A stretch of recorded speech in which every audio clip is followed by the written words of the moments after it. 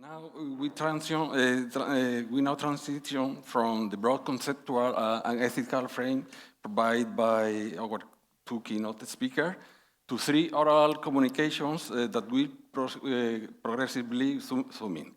From EU-wide policy through farmer-level behavioral analysis to the specific reality of smallholders in southern Mediterranean. Our first oral communication is entitled Influence of Policies on Agriculture Digitalization Uptake in the European Union, and it will be presented by Professor María del Mar Delgado-Serrano. Professor Delgado-Serrano is full professor at the Department of Agricultural Economics at the University of Córdoba. Her research spans sustainable development, social ecological system, governance, rural development and policies, and currently it includes the socioeconomic impacts of digitalization in rural areas. She has an extensive experience in international trajectory, having served on expert groups of the European Commission, FAO, UNESCO, World Bank, CEPAL, and she is now a lead researcher in the Horizon Europe Codex project, through which they are analyzing how measures and policies drive the adoption of technological innovation in the agriculture sector. So, María del Mar, the floor is yours. Thank you.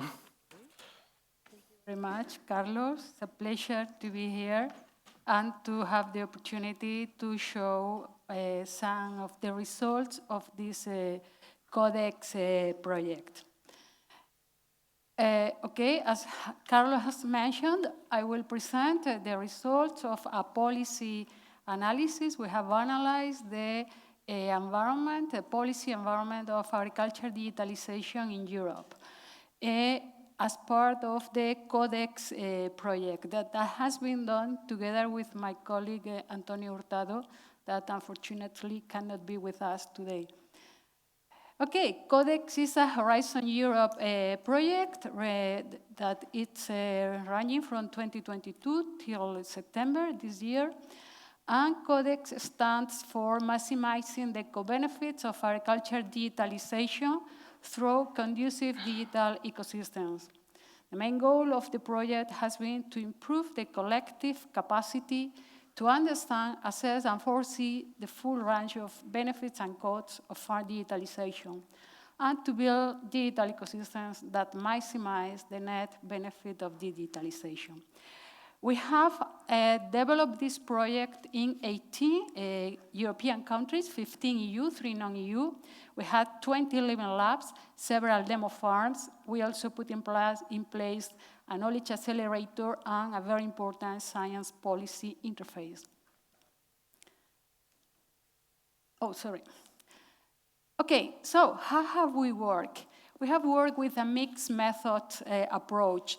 So we have done an important qualitative analysis that gives us important information for more quantitative analysis after all. So we first analyzed the policy environment in the EU, screening a lot of EU and national policies. That has been the follow-up of a previous Horizon 20 project, the CIRA, maybe you have heard about. And we have been screening this, especially now in this period, we could screen the CAP, National Strategic Plans. But we also review a lot of policy recommendation of different projects. We check more than 140 projects looking for the policy recommendation that could be useful. We found that any of these had been never followed, right? As probably will happen also with ours. But the important thing is that we have done more than 100 interviews to experts in these 18 countries, plus several EU experts. Indeed, Spiros was one of our experts. So we took a lot of qualitative information for these interviews that were between 1 and 2 hours, some of them very, very rich. And with this, we designed a number of indicators that could give us ideas about how to cluster the different countries according to their digitalization stage. So some of our outcomes. First, we identified in which domains agriculture digitalization is happening. So the first stage is digital communication and knowledge exchange between farmers. All farmers have a smartphone, they use WhatsApp groups, they use YouTube, they use some basic apps if they are part of a cooperative or association or wherever, but that is like the first thing they are doing. But they are also using government farmer interface because more and more procedures now have to be digital. So CAP, many CAP procedures are being done through digital mechanism and so on. They also adopt digitalization to increase operational efficiency and productivity, as has been mentioned several times today. And also when they need to prove or transparency or market connectivity because they have a requirement of traceability or the retailers are asking for social or environmental responsibility and so on. So those are the domains where mainly agriculture digitalization is adopted by farmers. And also we identify 3 pathways of agriculture digitalization. One is really market-driven, because there are technologies. Another is state-driven, as I said, with electronic procurement, with e-government, incentives, and so on. And the third one is supply chain-driven, because of these needs of traceability, data sharing, marketplaces. Sorry, there's a mistake there, typo. All right, and then with all the information from these experts, we tried to identify which variables could tell us something about how digitalization adoption was happening. So we found that the digital readiness was very, very important. That means connectivity, infrastructure, technology, and so on.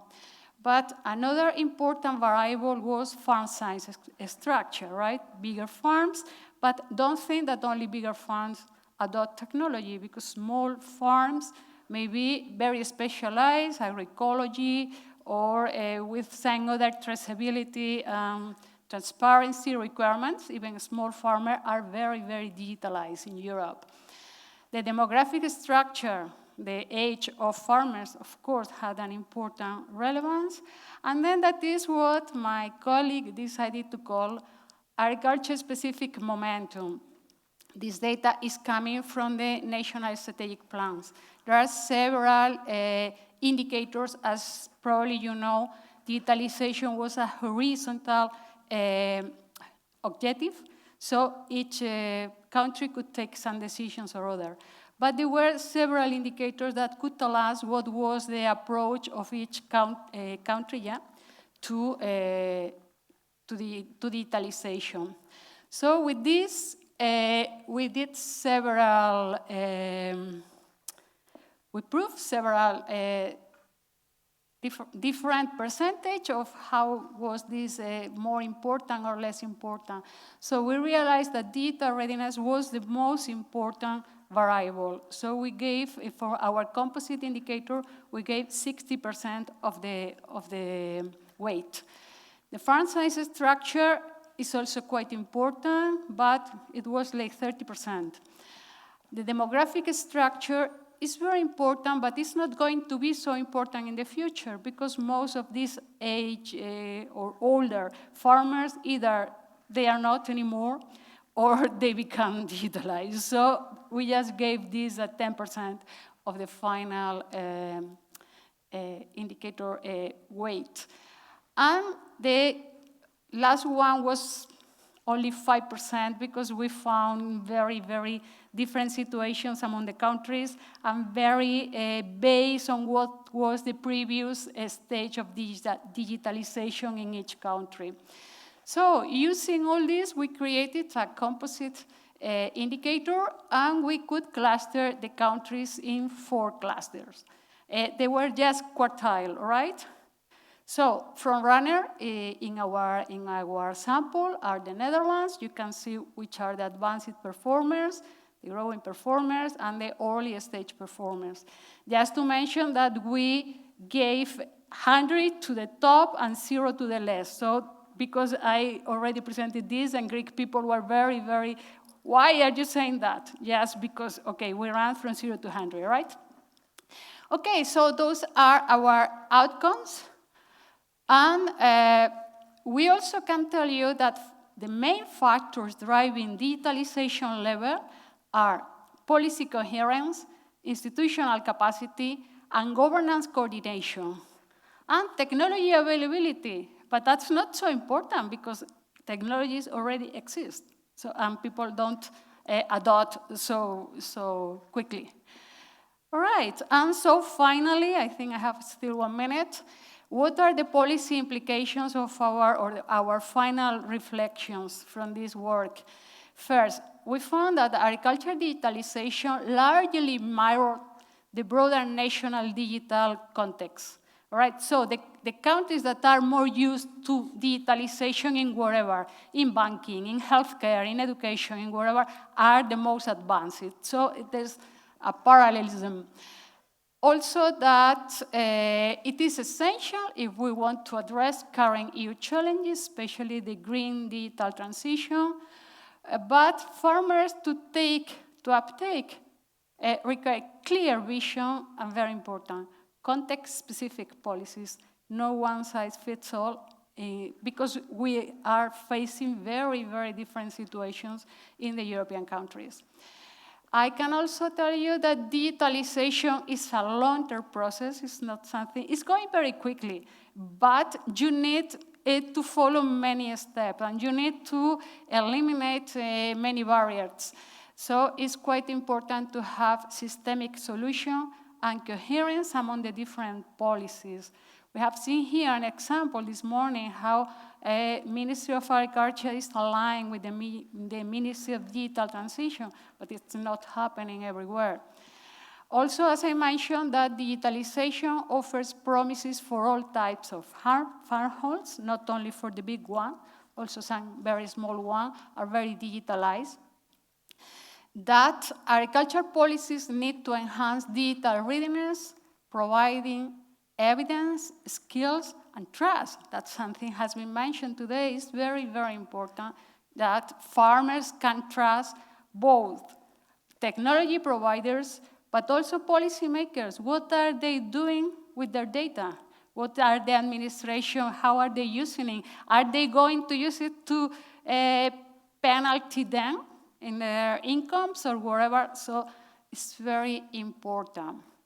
Another important remark is that agricultural administration should turn to farmer-centered approach. They're very like match the technology-centered approach, but they need to change in this approach and understand what the farmer needs. That's something that has been mentioned today also.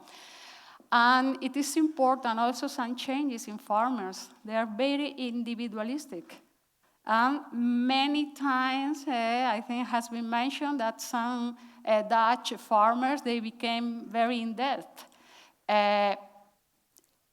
Why not to move to paying for services instead of paying for technology, right?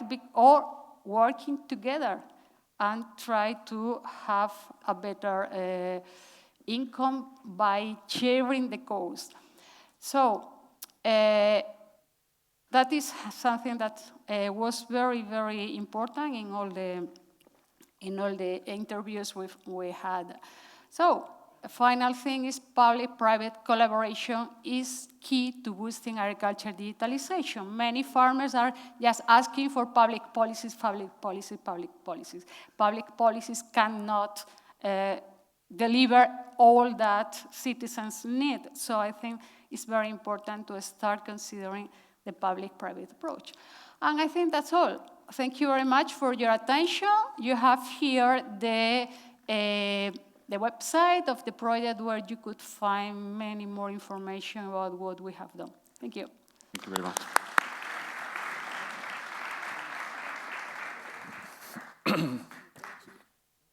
Thank you very much, María del Mar. Our second oral communication is entitled Behavioral Configurations and AI-Sensitive Design of a Sustainable Innovation System. Evidence from Mediterranean Viticulture. And it will be presented by Mrs. Teresa Latorre-Carrascosa.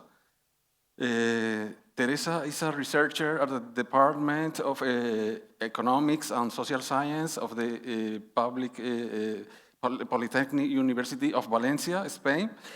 She holds a degree in food science and technology and a master's science in agri-foods and environmental economics, also from the University of Valencia. She is also affiliated with the Vice-Rectorate for Innovation and Transfer at the University of Valencia, specifically at the Center for Digital Technology and Management. Her research interests span agriculture, economics, behavioral economics, sustainable agriculture, rural development, and innovation.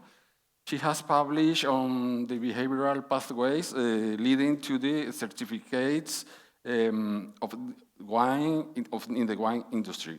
Teresa's presentation today moves us from the policy level to the farmer level.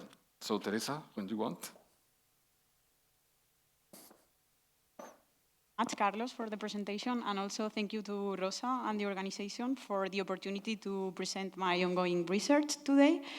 As Carlos mentioned, I'm a PhD student in agricultural economics at the Politècnica University of Valencia, and I work also as a part of the management team at the Center for Digital Technology and Management at the same university, which is an initiative promoted by the Vice-Rectorate for Innovation and Transfer.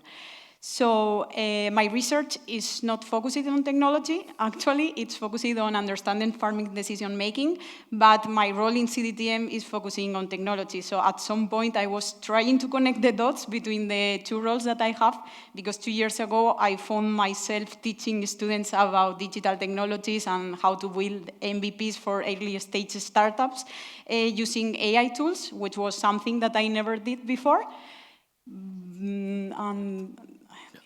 Okay, so to start with my presentation, as I said, it's more focusing on trying to understand farmers' decision-making, which some of you mentioned this morning. So why behavioral factors are important? At the end, behavioral factors are important because farmers are the ones deciding which practices they want or they can implement and which practices they cannot implement. So understanding better these behaviors can help us to identify some barriers that policy can overlook. So this will be the outline of my presentation, and as I said, there's growing interest on understanding better farmers' behavior from the academia and the research side, and there's also increasingly recent attention for policymakers. We can see this in the tons of reports that policymakers have been publishing during the last decade, and also even for the Common Agricultural Policy, they are paying attention on how to better incorporate insights from behavioral economics. Also, large corporations are increasingly creating their own behavioral labs. Actually, the UK government was the first one in create a behavioral unit inside the government in 2010. And nowadays, the World Bank and also FAO has created their NATS unit. So the paradox is that we have technologies, we have policies, but as we mentioned today, adoption remains limited. When I'm talking about adoption in my presentation, I'm talking about adoption of sustainable practices, but it is the same for adoption of technologies or AI tools. So another gap is that we have a lot of research in behavioral economics from the demand side, from the consumer's perspective. We have a lot of neuromarketing studies, but research is comparatively underexplored from the producer side. So what about the producer's behavior? There's a lot of increasing research in this, mainly relying on randomized control trials, lab in the field experiments, and discrete choice experiments. So I choose to use a more qualitative approach. And as Carlos said before, we did a pilot test in vineyards in the region of Valencia. So I started actually interviewing farmers, and we interviewed 60 farmers comprising the 5 denominations of origins that we have in the region, and also some farmers that were independently of those schemes to see if the behavior was evolving differently in the ones that are insert to these quality schemes and the ones that are operating outside these rules. So to analyze the data, then we use a configurational approach. That's why configurational behaviors, and we use fuzzy-set qualitative comparative analysis, which was a method created by Bragin, and it's a method that it's quite extensively used in other fields in social science, for example, in sociology, but it was not extended until recently in agricultural economics. So let's come to understanding farmers' decision-making process, and I'm sure most of you know. This comes from the Nobel Prize of Economics, Daniel Kahneman, that he creates a framework, and decision-making happens at the intersection of those two systems. System one, which is fast and intuitive, which is the one that we use to make our daily operations, daily decisions, and then we have the system two, which is slow and deliberate, the one that we use to make calculus or analyze a big amounts of data. So artificial intelligence is quite good using system one. We see that in large language models, giving us rapid responses, and also in using system two, because it has the capacity to analyze a bigger amount of data that we humans have.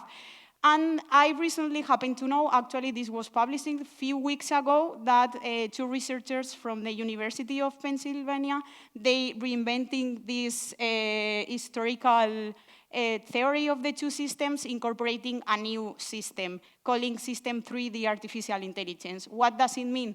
That now we have artificial intelligence also in our decision-making processes, sometimes acting as an external tool that we use as support, but they also create a new term, which is cognitive surrender, which is defining the decisions that we just delegate to the artificial intelligence, because we ask, for instance, large language models, and we receive a response from this black box that some of you were mentioning, that we trust them, because we understand more or less the context, and the answer that this black box gives us makes sense for us, but we don't know exactly how the process of reasoning and thinking was. So after studying a lot of frameworks for decision, we took this one for our research.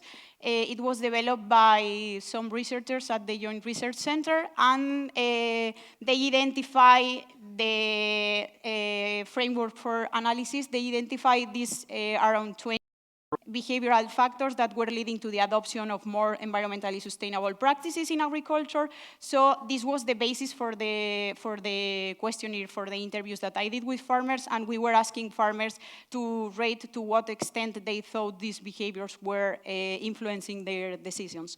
So after that, and to connect with the qualitative comparative analysis, we took the drivers that were most leading to the outcome, which for us was adopting sustainable practices, and we end up with 6 conditions. That actually 5 are behavioral factors, and the other one is a structural factors, because we saw also that size was acting as a barrier for the adoption, interacting with those behaviors of farmers. So something that qualitative comparative analysis do is that you have the drivers on one side, and on the other side you have the outcome. And as Lauren said, since adoption is non-linear, so you adopt or not adopt, something that it does also is that it has its method fuzzy set, which you actually can quantify in sets, the adoption. So you also create a grading for the adoption, and some farmers can adopt practices that are easy to adopt for them, and they are still on the road to sustainable practices, but it's different from the ones that are already implementing, let's say, organic agriculture, which is higher. So we also measure some intensity of adoption in this index. So some outcomes that we got for the model was that it gives us some necessity conditions for an outcome to occur. As I say, the outcome for us was the adoption of sustainable practices, And the only condition that was constantly so in all of the cases, it was cognitive adoption capacity. Cognitive adoption capacity means the knowledge that the farmers have, so if they were knowing the practice, if they have the knowledge to implement the practice, but we were also including the risk and the uncertainty that they face to implement this practice. So this was the only condition that was necessary for the outcome to occur, but it's not sufficient. It interacts with the other conditions of the model. So at the end, the model gives us 3 potential pathways of adoption, and those pathways were comprised by these drivers. As I said, a driver that is core in this, and it was necessary for the adoption, it was cognitive adoption capacity, but cognitive adoption capacity was connecting with the social influence of the farmers, how well they were embedded in social networks in their context, and also their innovation orientation or environmental orientation. So for this, we somehow defined these 3 pathways. One was more socially embedded. So as I said, to what extent farmers were connected with other farmers or participating in networks. The other one was more innovation oriented. In this case, it was market driven. So it actually corresponds to the wine growers that they were also having a winery. So they are doing the whole change because they are also producing the wine, not only the grapes, and selling to the cooperative. And then we found a 3rd pathway, which was the central one, which was the capability driven. So farmers, this sounds quite general, but farmers were more willing to adopt when they saw that they have the capacity to facing the risks that those practices entail. And then, just to conclude, some implications, it was that if decision-making somehow is behaviorally structured and it happens with the interaction of different behaviors and also the context, maybe also for the artificial intelligence, we need to look at those behaviors or those patterns to adopt it. So the challenge is not only to develop better artificial intelligence tools, but also to understand which conditions, not only behavioral ones, are the ones that actually support this transition for farmers. So thank you so much for your attention. Thank you. And I Thank you very like much. Yes, in time. Okay. Our 3rd and final oral communication is entitled Bridging the Mediterranean Digital Divide, Integrating AI and ICT into Local Urban Market for Smallholders. It is presented by Dr. Zakir Ben Abdallah. Zakir is a researcher at the Laboratory of Rural Economy of the National Institute of Agronomic Research of Tunisia in Rabat. He has expertise in organic agriculture, environmental impact assessment, rural development, and food security. His published work spans sustainable assessment, life cycle analysis, and digital technology in the olive and broader Mediterranean agri-food sector. He has co-authored research on digital and industry 4.0 technology in olive farming, and also on the integration of digital tools for water management, among others. Zakir's presentation today takes us to the most local scale, the reality of the Mediterranean smallholder facing what he calls a triple threat of climate change, water scarcity, and socioeconomic fragmentation. So, Zakir, the lecture is yours. Thank you. Thank you, Carlos, for this introduction.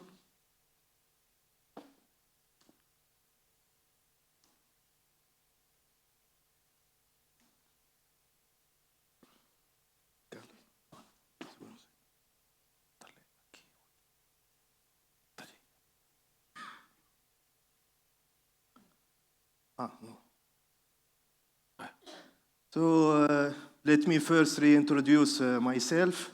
I am Zakir Ben Abdallah, a researcher at the Laboratory of Rural Economy of the National Institute of Agronomic Research of Tunisia. So this is the last presentation today. I see that all of you are tired. So it is a pleasure to be here, to come back here in Cordoba, as I am a former PhD student under the supervision of my director, Carlos Parra López, and I see my professors here.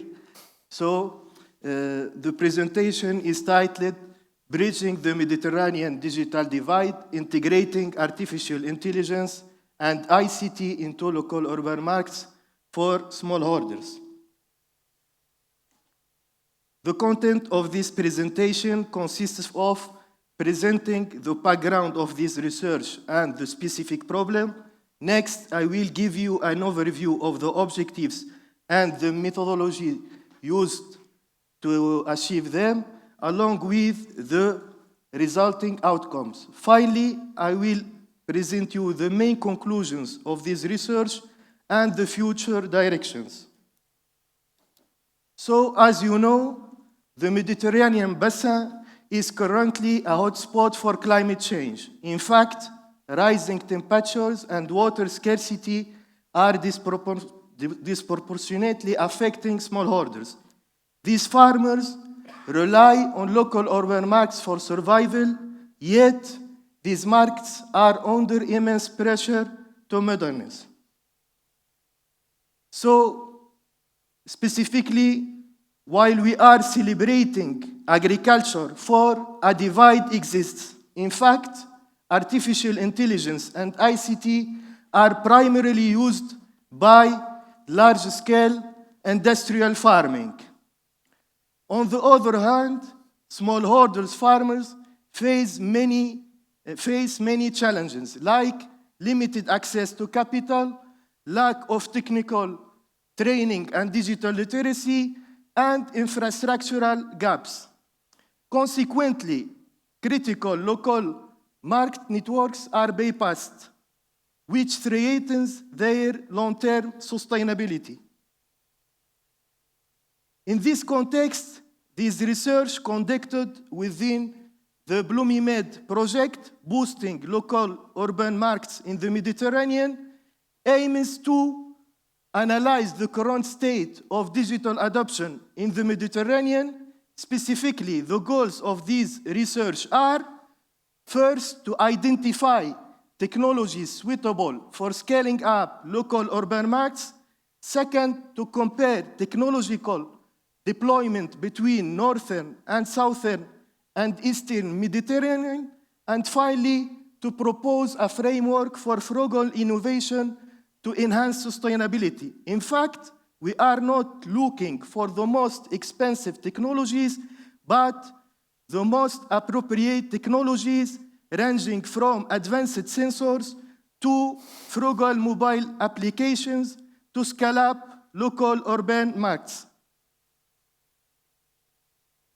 To reach this objective, we conducted a systematic review targeting the intersection of ICT, local markets, and the Mediterranean region. Then we categorized empirical studies into producer-oriented ICT and broader food system technologies. So the primary finding is a distinct technological divergence. In fact, in the north, uses artificial intelligence mainly for efficiency and premiumization, while the south uses the south and east use artificial intelligence mainly for resilience and survival against climate shocks. So it is not about the south falling behind or needing to copy the north. It is about different survival priorities. So in the north, we found that main applications include the use of blockchain to protect high-value PDU products and to ensure traceability, as well as the use of Internet of Things systems to quantify food waste in the hospitality sector. The driver here is efficiency and meeting consumer demand for transparency. While in the South, the focus here is resilience. We have here, for example, main applications include the use of machine learning to predict yields in drought conditions and frugal mobile applications that act as digital doctors for plants, so filling the gap left by a lack of human extension of features. So, crucially, our review found that size is no longer an absolute barrier. For example, some authors shows that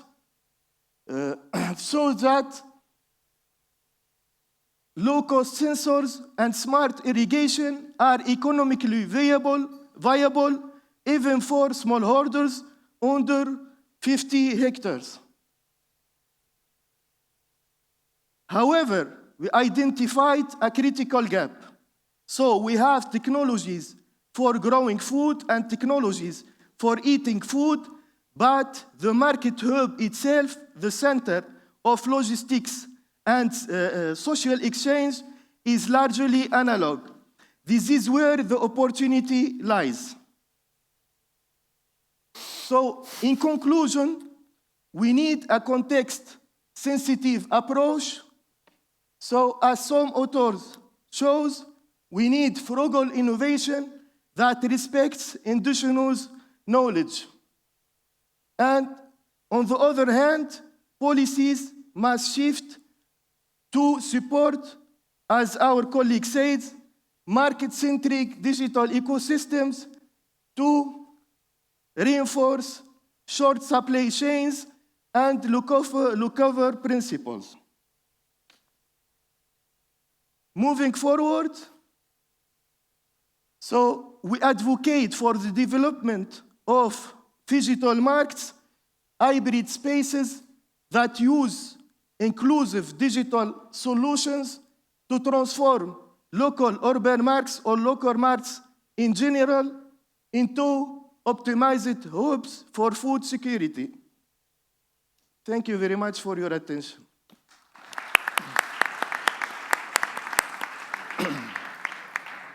Thank you very much, Saker. Are there any questions in the audience? No? Well, I have some, a lot, but just two, or to finish, not too late.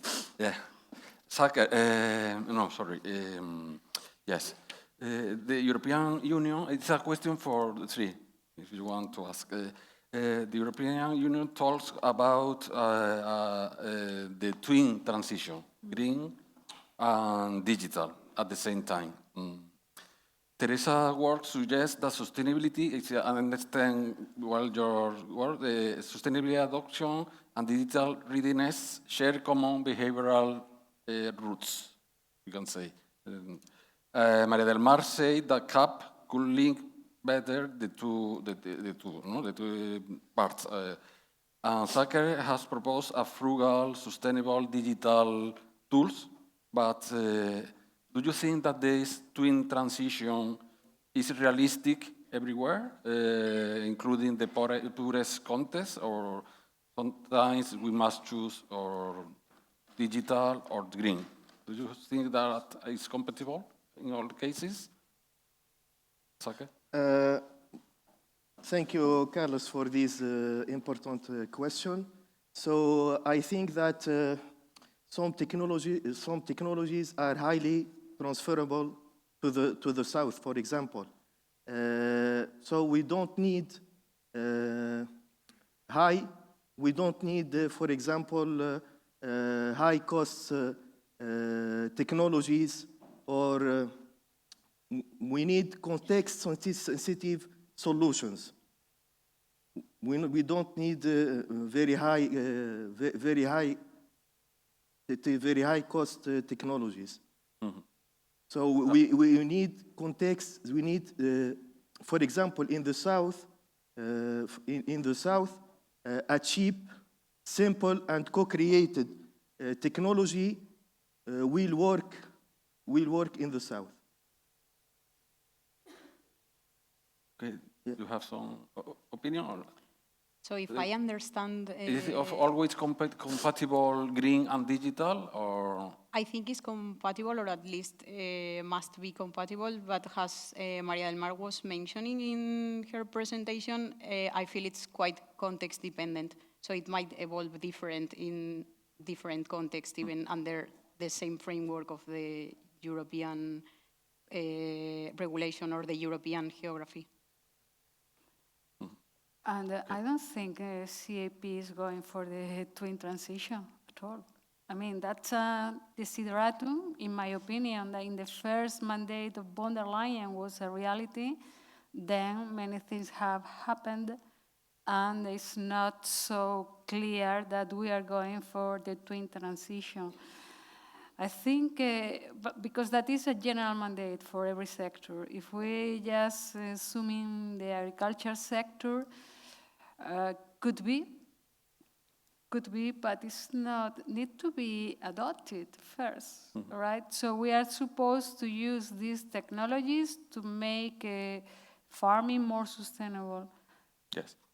It's not always happening according to our research. I mean, it's not, there are different ways or different pathways, as I mentioned, or different domains where digitalization is happening, or where farmers are uptaking digitalization. But I wouldn't sign that, to be honest. Okay. So the final question, imagine that you have 1 minute with your Minister of Agriculture. So you can recommend to him or her just one action to speed up a fair and sustainable digital transition. What was this question would be? Just one policy measure, or just to speed up the fair and sustainable digital transition. I think that will be subsidizing digital infrastructure and focusing on frugal innovation, as I said in my presentation, because we need to help governments realize that subsidizing digital infrastructure is not a luxury expense, but an investment in national security. By spending a little on, for example, digital market hubs, governments save millions by reducing food waste, cutting out inefficiencies, and also guaranteeing regional food security. Perfect. You have some. I wish I have the answer, and I think that maybe there's no only one solution, and we don't have like easy recipes for complex problems. So. Yeah. Okay, so if I will have my ministry in Spain, I would say tomorrow he would come. Tomorrow, yeah, one of them, there are many. I would say you need to change radically your communication approach. You need to understand farmers. You need to listen to them. They need to understand you. They need to understand why things are done. How are we moving the different things, and really focus on what are the real needs of the sector. And then we can work together because we have connectivity. Well, our minister today, I think, was very, very optimistic. I would like to have this data, to be so sure about this data. But in any case, we have connectivity, we have infrastructure, we need to increase our skill, definitely, but listen to the people, what do they need? And then try to work together, right? Okay. That would be my... Yes. Okay, so if there is not any question, we can close now this session and the last session of the day. And Thank you to all of you in the presenter, also in the audience. Thank you very much, and see you tomorrow morning. Thank you.